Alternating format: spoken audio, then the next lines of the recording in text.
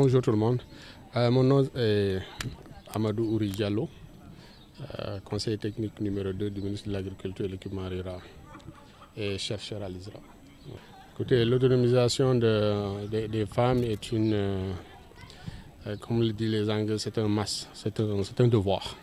C'est un devoir parce que si on veut atteindre la sécurité alimentaire ou l'autosuffisance dans notre alimentation, il faut forcément qu'on travaille avec une main-d'œuvre sûre. Une main-d'œuvre sûre, une main-d'œuvre de qualité et des personnes qui ont le leadership.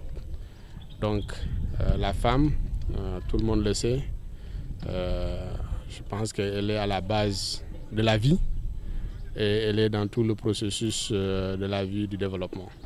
Donc le Sénégal, l'Afrique en général, a un potentiel certain au niveau de la jeunesse, mais la femme est au cœur de toutes les activités, tous les secteurs qui tournent autour de l'économie du développement. Donc, Nampal, ils ont l'habitude de dire si la femme a de quoi, elle ramène à la maison. Donc autonomiser les femmes et essayer de réduire leur peine dans leurs activités est un devoir pour tout gouvernement. Et je pense que le peuple sénégalais doit prendre ça en considération et le gouvernement du Sénégal. Oui, en effet, ça c'est des problèmes qui sont là, mais il faut vous dire que l'accès au foncier, c'est quelque chose qui tient à cœur au gouvernement du Sénégal au plus haut niveau, à travers son excellence. Donc les voies et moyens vont être trouvés par les personnes ressources et ça va être articulé sur le développement économique du pays. Aujourd'hui, on est dans un contexte où l'accès à la terre pour les femmes doit être prioritisé, étant donné que le secteur primaire, le secteur agricole en premier chef, doit être occupé par des personnes sûres. Et à ce niveau-là, je pense que si les plaidoyers sont bien posés, les actions à mener vont venir d'elles-mêmes et à travers des discussions. C'est quand même, il faut vous dire, c'est pas facile de gérer dans une situation de priorité. Mais aujourd'hui, l'enjeu est la sécurité alimentaire. Et en faisant la cartographie des acteurs essentiels, je pense que les femmes elles sont au premier et au bout de la chaîne. Donc, c'est le besoin d'accès au foncier est un besoin, est une priorité aussi. Mais absolument, la culture du fonio est insérée. Elle est insérée. Le fonio fait partie des cultures avec lesquelles on donne des semences. Elle est insérée. Maintenant, je le dis toujours, c'est-à-dire qu'on peut avoir de bonnes pratiques. On veut changer la donne. Assurer la sécurité alimentaire doit être un engagement de tout un chacun. Tout un chacun. Le fonio, économiquement parlant, c'est une des céréales qui a plus de valeur. Parce que tu peux avoir un kilo de paddy fonio à 1000 francs et tu peux le vendre au Sénégal jusqu'à 3000 et à l'extérieur jusqu'à 5000. Ouais, le fonio coûte $10 le kilo aux États-Unis. Donc, c'est une céréale importante en termes nutritifs. Elle est excellente. Et ce qu'il faut savoir, c'est que tout ce qu'on peut faire avec le riz, on peut le faire avec le fonio. Pourquoi pas? Pourquoi pas? Labelliser le fonio sénégalais. C'est-à-dire que la marque sénégalaise doit aller partout. Ce n'est pas seulement le fonio. Toutes nos filières doivent être labellisées Sénégal, portées sur l'excellence. C'est ça. Écoutez, les cantines scolaires, aujourd'hui, le secteur agricole doit avoir beaucoup d'acteurs. Ce n'est pas seulement le gouvernement. Ce qu'il faut comprendre, dans le secteur de l'agriculture, toutes les activités sur le terrain sont privées. Vous ne verrez jamais au Sénégal, on va dire que c'est la parcelle du gouvernement. Le gouvernement est là pour aider, pour accompagner. Les parcelles, elles sont privées. Donc, il y aura un pôle d'acteurs qui va s'occuper de la production, un pôle d'acteurs qui va s'occuper du financement, un pôle d'acteurs qui va s'occuper de la transformation, un pôle d'acteurs qui va s'occuper, dans le cadre espèce on va dire d'actrices, qui vont s'occuper de tout ce qui est transformation, commercialisation, conditionnement. Alors, le privé doit jouer son rôle. Le privé en tant que tel, vous avez vu l'exemple de Mamel Diabot, le monsieur, vous pouvez le dépasser comme ça, mais c'est lui le propriétaire de Mamel Diabot. Et il faut aller juste à Thiès, il faut être curieux, aller voir ce qu'il est en train de faire. Et ça, c'est la petite usine. La grosse usine est à Dakar, n'est-ce pas? Donc, le gars, il a déjà acheté 500 000 gobelets pour mettre en place les cantines scolaires. Donc, ici, avec la plateforme de Guimaury, il y a la mairie, les nouveaux maires l'ont dit. Donc, tout ça, nous, on est comme catalyseur. Le centre, là, c'est un centre régional d'excellence qui a le mandat c'est un centre de l'ISRA, qui a le mandat de faire, de développer des technologies sur le fognon, le mil, le sorgho, l'arachide, le sésame et le niébé. Tout ça, vous rentrez ici, toutes ces spéculations-là sont développées là, ici, derrière vous. Donc, on a ce mandat, le centre a le mandat pas seulement pour le Sénégal, mais toute la sous-région. Imaginez quand on va articuler tout ça. Là, il faut voir, je l'ai dit tout à l'heure, il faut viser haut. Et c'est le ciel qui doit être notre limite. C'est extrêmement important. Il faut nous gommer sur nos bobs. On doit vraiment être sûr. Et pour ça, il faut s'engager. Est-ce qu'aujourd'hui, vous êtes prêt à mettre 3 000 francs pour acheter 1 kilo de fognon, tout en sachant que si je le mange, je vais être sain? Parce que si vous ne le faites pas, vous allez manger une autre céréale, par exemple le mil. Je n'ai rien contre les importateurs de riz, mais le riz importé, pour moi, il faut l'éviter. On cultive le riz ici. Si vous devez manger le riz, moi je vous suggère de manger le fognon. À la place, mangez le riz local. Il est produit ici. Parce que ça, vous savez qu'il est produit cette année ou bien l'année passée. Mais le riz qui est importé là, vous savez, c'est cultivé quand? Dans quelles conditions c'est conditionné? Dans quelles conditions c'est venu? Donc, il faut que nous gommions tout ce qu'on mange. On est le corps est son propre médecin. Si on mange bien, on va s'éloigner des hôpitaux, on va s'éloigner des pharmacies. Si on ne mange pas bien, on va prendre l'argent qu'on ne voulait pas mettre, on va le donner à un pharmacien. Regardez aujourd'hui, je n'ai rien contre les pharmaciens. Un pharmacien qui ouvre son officine, s'il est bien positionné, en 2 ans, c'est les R+ qui montent. Ça, c'est un indicateur comme quoi qu'il y a un problème dans la façon dont on se nourrit. Les habitudes alimentaires, il faut qu'on les change. On a tout pour bien se nourrir. C'est comme ça que la nature est faite. La nature, elle est faite de telle sorte que quiconque naît dans un environnement, il a tout pour bien se nourrir. Maintenant, ça, c'est une question d'engagement. Wa lolu du man fi ma koy mën a régler li ma la bëgg expliquer comme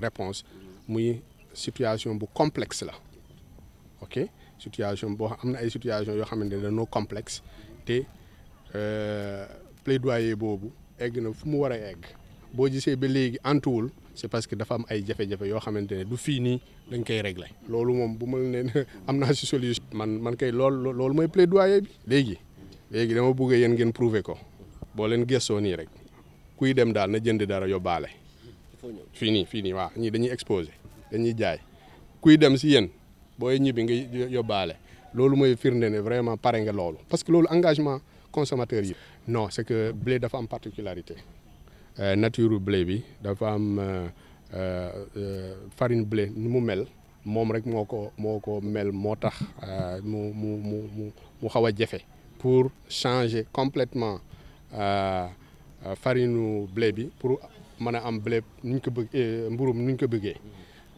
mais boo buggee def incorporation nga jël farine blé dugal ci farine dugub farine basi yenn même farine farine fognon est-ce que yow pare nga jënd mburu boobu xam nga yëpp si foofu la am consommateur bi mooy dicté privé bi moom kii la bëgg am dafa bëgg am marché ak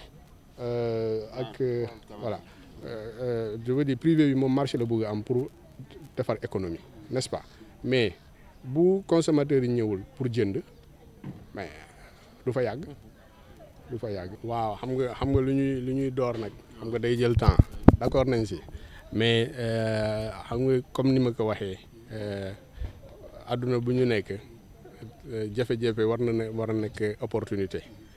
ISRA ça fait 15 ans muy vraiment dugg na si développer ay variétés adapté leen blé adapté leen fii parce que blé li ngeen war a comprendre gàncax boo xamante ne pays tempéré la donc liggéey ko pour nga mën ko adapté sunu environnement dafa metti ISRA def na si ay jéego yu bëri te am nañu léegi 8 variétés ñoo ngi fi mais fu mu nekk nii toog na secteur privé ñëwul yeneen acteurs yi ñëwuñu mais léegi nii comme soxla nañ ko opportunité lay doon moo tax vraiment ñu dekkiwaat loolu te vraiment dinañ si liggéey du yàgg da ngeen siy dégg incha allah. cantine scolaire mu ngi fi dégguma wóor moom mooy nekk kii bi mooy nekk point d'entrée bi dinañ si liggéey ak Pierre Ndiaye ak collectivité territoriale maire yi dégg ngeen leen donc di ndorteel la wax naa que en 2019 fii la ñu célébrer journée nationale Fogno ministre agriculture ñëw li ngeen di gis nii foofu la jóge donc depuis ñu ngi liggéey ensemble te incha allahu rabbi du Fogno rek yeneen filières yëpp yeneen juróomi filières yi des pour séerase bi incha allah dinañ si jàpp dinañ am ay plateforme si nekk te dinañ ko yaatal ci privé bi parce que bay dundee loolu moo mën a assurer suñu sécurité fu mu nekk nii adduna bi ku nekk daal na nga assurer xam nga boo nekkee si kër bu yaatu ku nekk mënal boppam ñëpp ngay dimbali n'est-ce pas donc foofu lañ toll si adduna bi. Merci beaucoup, c'est Madame Bouridia, donc représentante du ministère de la Femme, de la Famille, du Genre et de la Protection des Enfants, accompagnée de la Direction de l'équité et de l'égalité de genre. Effectivement, nous sommes venus à cette importante activité de la plateforme des femmes Dëgg Moo Wóor Tekki Sa Biir Gox, donc représenter Madame le ministre de la Femme, de la Famille, du Genre, de la Protection des Enfants présentement au niveau des États-Unis dans le cadre de la CSW, Conditions de la Femme. Donc nous sommes venus la représenter à cette importante activité. Une initiative de braves femmes qui sont vraiment là pour développer à partir de leur terroir les produits pour le consommer local au bénéfice des populations du pays. Le ministère de la Femme, en partenariat avec le ministère de l'Agriculture et de l'Équipement rural, va s'atteler à l'effectivité du projet d'arrêté fixant et organisant éventuellement ce cadre-là pour vraiment le bon fonctionnement de cette plateforme. L'égalité de chance, mais dans tous les domaines, en particulier dans le domaine de l'agriculture, si l'on sait que c'est un domaine extrêmement important qui va nous permettre d'atteindre l'autonomisation des femmes. Parce que la majeure partie des femmes s'activent quand même dans le domaine de l'agriculture et le plaidoyer, je pense, c'est l'accès au foncier. Je pense qu'il est extrêmement important pour nos ministères en charge de la femme de vraiment porter ce plaidoyer au plus haut niveau pour une harmonisation des lois comme l'a stipulé la Constitution. En termes de ratio, 15% des terres sont octroyées aux femmes. Nous jugeons cela assez... 15%, c'est pas aussi important, mais c'est quand même une avancée significative si l'on sait que l'effectivité des droits des femmes, c'est tout un processus. Depuis l'institution de la Journée des droits des femmes, quand même, il y a des avancées significatives en matière de droits des femmes et c'est une des avancées quand même de la lutte, de la longue lutte des femmes du monde entier. D'ici 2030, mais l'accès équitable à toutes les ressources. pas seulement les terres, mais à toutes les ressources, vraiment jouir des mêmes chances comme éventuellement dictée par le plan Sénégal émergent, société sans discrimination où tout le monde aura la même chance d'accéder aux ressources du pays. waaw foño mu doon produit bu am solo ci dundu doomu aadama je pense que exploité wuñu ko sax bu baax a baax ndax vertu yu mu am bëri na ba tax na ministère de la femme tey teew fii ci pour xool vraiment jigéen ñi seen liggéey ci wàllu woowu je pense que centre de recherche yi ñu ngi ci ñëpp ñu ngi taxaw daal vraiment pour gunge plateforme bi ba nga xamante ne mbébétam yëpp daf koy gën a jëmale ci kanam au bénéfice des femmes mais aussi de la population.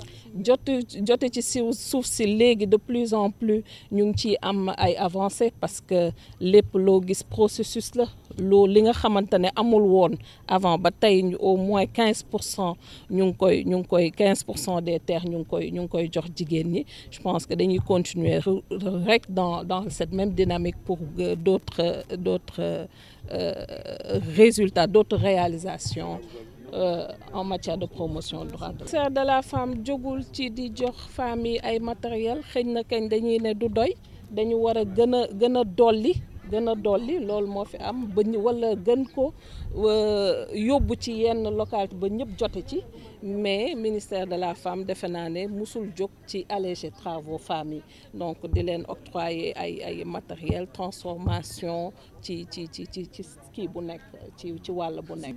xëy na fii ak 2030 ñu ngi ci liggéey bi ñëpp a ngi ci ñëpp dugal nañ société civile mu ngi ci état mu ngi ci ñëpp avec les partenaires au développement partenaires techniques et financiers ñëpp a ngi ci ñëpp en tout cas ñëpp sóob nañu seen loxo ci lutte bi ba nga xam ne jigéen lépp lu mu war a jot ci dundam au même titre que l'homme dina ko am incha allah. Salimata Sidibé madame Ba présidente nationale plateforme femme dëgg ma wóor. plateforme femme dëgg ma wóor tey boo gisee sunu teewaay fii tey dañoo lëkkaloo ak waa ISRA ñu nekk sunuy partenaire ci transformation bi parce que boo nee transformation dangaa jaar ISRA ba pare parce que semence bi fii lay jóge dem ci producteur bi jóge ci producteur bi ñëw ci transformatrice bi mu nekk benn chaîne de valeur te tamit ñi nekk nit ñoo xamante ne dañuy woon jiw ji nga xamante ne moo mujj ci ayib ba nga xamante ne boo ko transformé déjà da nga ci gis sa bopp waaye tamit ferñeent yi ci nekk tamit da nga ko xam loolu moo waral sunu teewaay fi tey jéem a xool nan la ñuy valoriser foño bi pour population Sénégal ñi mën a lekk foño bi na foño dafa nekk produit boo xam ne produit boo am solo la ci yaramu doomu aadama surtout na ñi nga xamante ne dañoo jabet na léegi jabet bi bëri na sucre bi bëri na te lépp lu yenn produit mun foño mun na ko ñu bëggoon na Sénégalais yi rek.